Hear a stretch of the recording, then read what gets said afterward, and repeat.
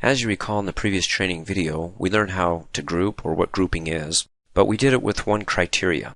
Here I want to show you how you can group information by multiple criteria. And I want to do it by coming over here and right-clicking on the view bar, going to the task usage view. There we've got a list of all the tasks, and underneath each task a resource or resources assigned to it. And let's change the table by coming up here and right-clicking on the table header cell and going down to cost. So I want to be able to group costs by critical and non-critical tasks broken down by month. Come up here on the View tab, go to the Data group, click on No Group, and go down and click on New Group By.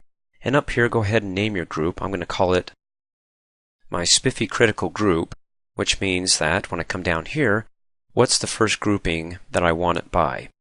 I'm going to click on the drop-down arrow and say it's got to be by critical, which means it's going to take all those tasks within this view and say if you're critical, you're going to be in this group. If you're not critical, you're going to be in another one. After you get sorted into those groups, then once you're within those groups, we're going to go ahead and group you by, let me type in start, by the start date. Now, when you have start selected, notice down below that you can click on define group intervals. When I select another field that isn't dealing with numbers, that allows me to go ahead and define those intervals, and you can see I can't click on it. But for the start dates, well, I do. Let me click on it and say that I want to define it, not on each value because, well, each task is going to have a different, for the most part, starting value. So none of the tasks are really going to be grouped, unless, of course, you have two tasks starting at the same time or on the same day. So I'm going to go ahead and click on the drop-down arrow and say, let's group it by months or every 30 days. And we're going to start on August 31st, 30 days. And for the interval, we'll leave it as 1. Click OK. And then I'm going to go ahead and click Save. Now before I click Save, notice that it's checked here to show in the menu. So when I click Save, come up here, back to the View tab, to the Data group, click on the drop-down arrow. It's in the menu.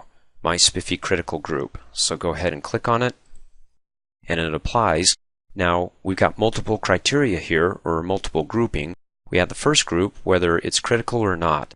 So I can click on it to collapse it, and click on this one to collapse it, and we've got the first grouping.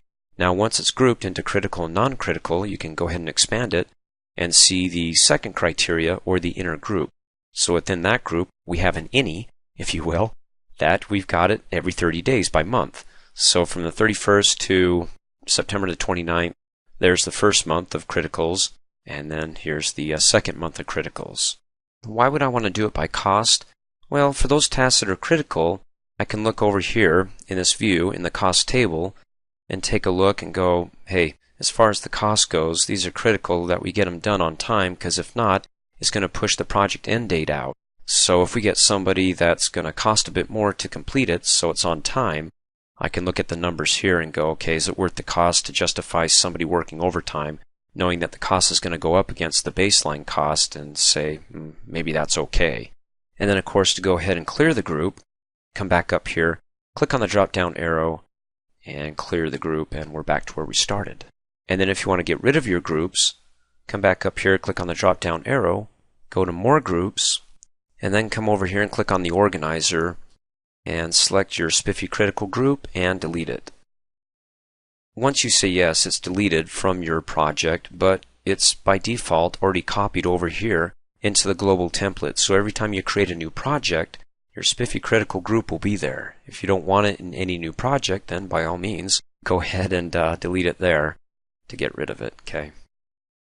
Thanks for watching. Hey, as a quick reminder, if you like my video, please give it a thumbs up. You can also click on me and subscribe to my channel to get notified of the latest videos. And for great specials on my products, please see the description below this video.